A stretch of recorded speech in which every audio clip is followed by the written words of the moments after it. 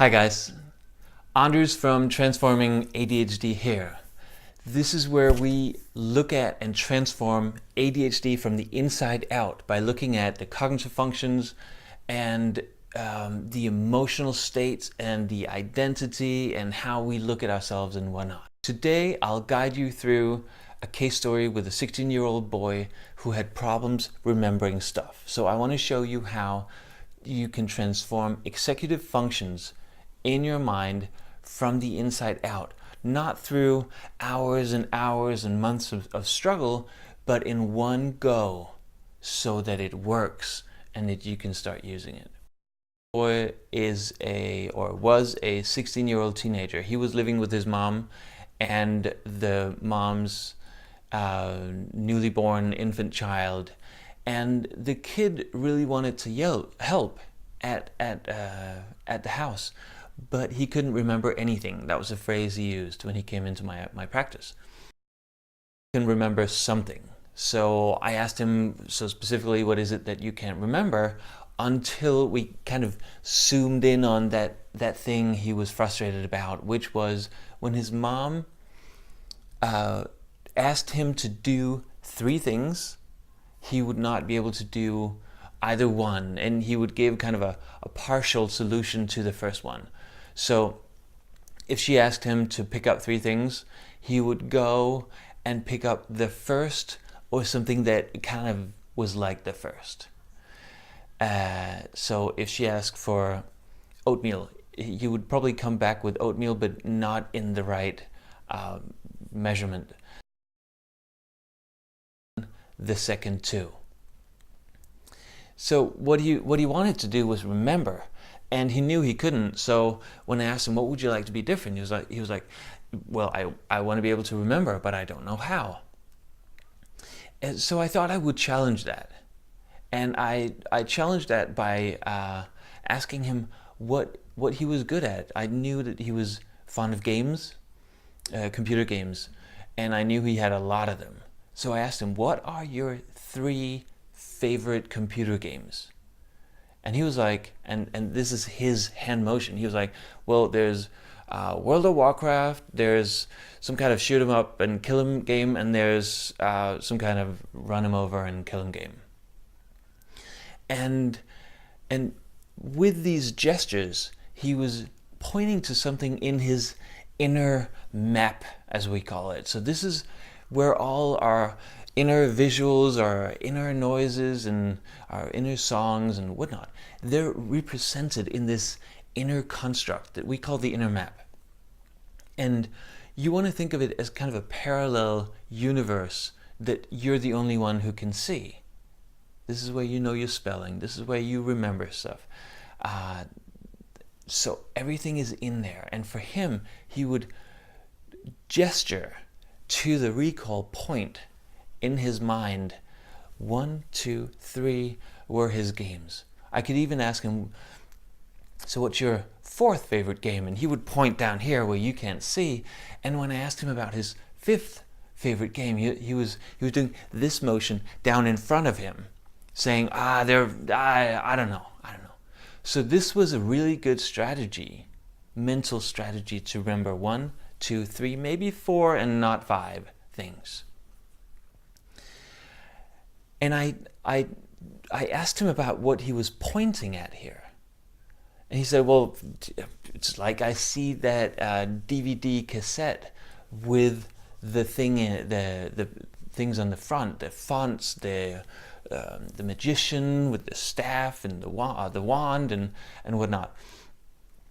And he would explain all these in incredible detail, not knowing that I was asking these things to allow him to realize how well he really remembered. Over here, he could remember what kind of bad guy with what kind of weapon, and again, the fonts and everything on the front cover of that DVD cassette, and the same thing down here. So he had brilliant memory for remembering 3 things. He was just using it wrong. He was using it very well at sometimes and very poorly at other times.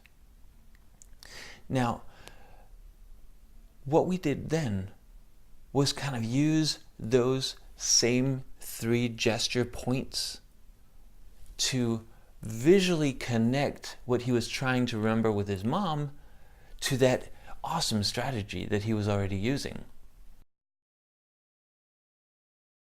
Oatmeal in the right amount. And here he would put a little soother, fold with the handle flapping in the right direction, and here he would put diapers, so that he had very clear visual images in his mind about these things.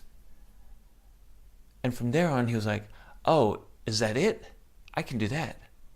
Because that would be the same as if I got a new game. It would immediately be put in somewhere first, second, or third.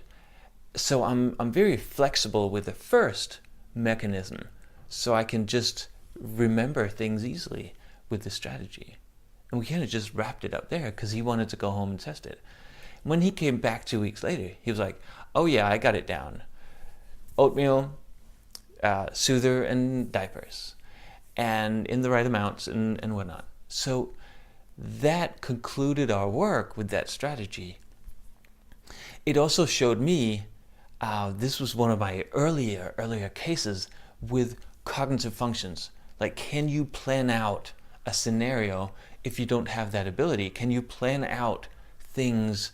Can you remember in your short-term memory 3 things if previously you didn't know how to do it?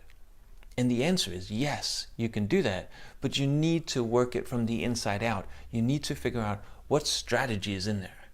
Like, this guy wouldn't have been better at remembering 3 things if you had motivated him with stars or angels or whatnots.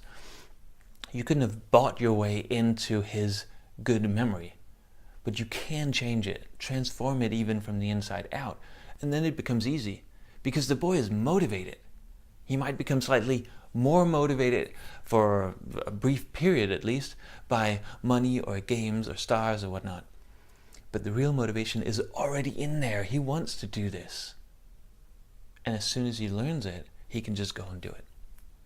So what I would really like for you to get out of this video, why I'm here producing this video, is because I would love for you to know it's possible to even think in these directions. Now, you're probably not going to go home and do this with yourself or with somebody else, with your child, just by listening to this video or watching this video. But I hope you will take it from me that you, your child, can change these things that are problematic for you, and they're not bound by a diagnosis. They're not bound by what used to happen. They really are not bound at all. You can change these things, and it can go really fast.